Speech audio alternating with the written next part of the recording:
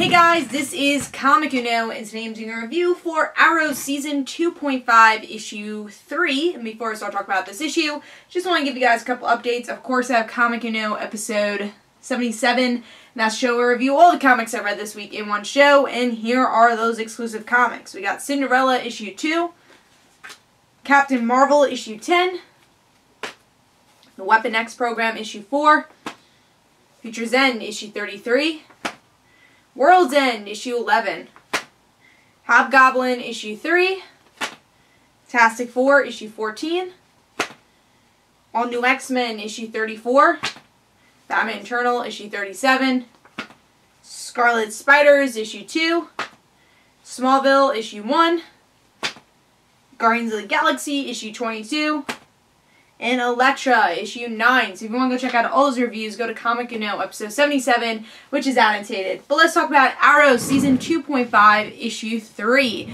So this is a bit misleading, the cover, but still love it because I love Colton Haynes, and I love his new Arsenal costume. But it's misleading because Roy's not really in this issue. But that's what they tend to do with the Arrow covers, is just do a promotional poster.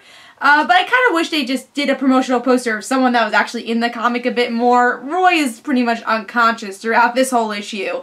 So, misleading, but still a very cool cover. But let's see what's going on with the story. So in this issue we get to see that Laurel, you know, she's actually interacting a bit more with the Arrow team and noticing about Roy. Is like, oh, why is he unconscious? So she worries about Roy. We get a little scene, a tad bit scene of Thea and Malcolm, just them being Corto Maltese, and this is before Thea starts her training, but is in the beginning process, and I really hope we get to see more scenes of her training, because I don't think we got to see enough of that in the show, which I'll talk about a bit more towards the review portion of this review. But most of this issue is about Oliver trying to find out who the next Brother Blood is. And in the process, he does find out who the next Brother Blood is and what this whole church thing's about. But in the end, he finds one of his old dear friends, Huntress. And then we get to see a little bit of ending with Argus. So if you're interested in seeing exactly who Amanda is and Amanda Waller is, she has about a 2-page story here. So what did I think about the story overall? I actually really enjoyed it. I had a blast. What I like about the Arrow tie-in for Season 2.5 compared to Season 1, first of all, it's just a lot more interesting. I remember the Season 1 one. I couldn't even finish the series. I just didn't like it that much.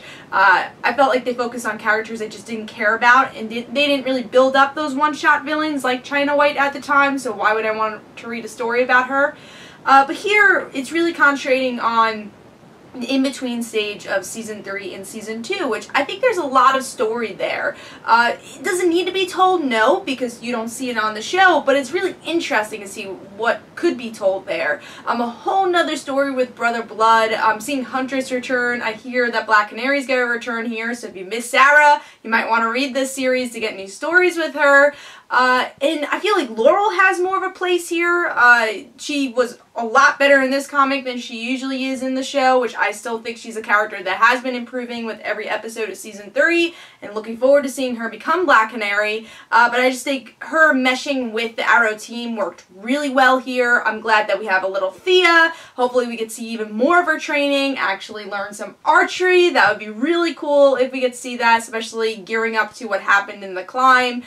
So a lot of just great little tidbits here, and a lot of great character interaction you might not have time for in the show.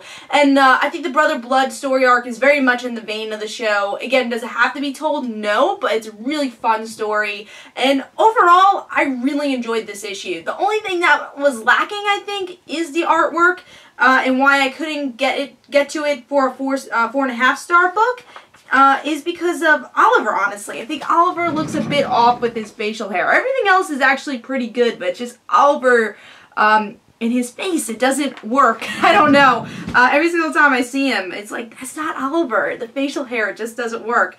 But every other character actually looks pretty good in the comic. So overall, I'm going to give Arrow Season 2.5 issue 3, 4 stars, and this actually was my pick of the week.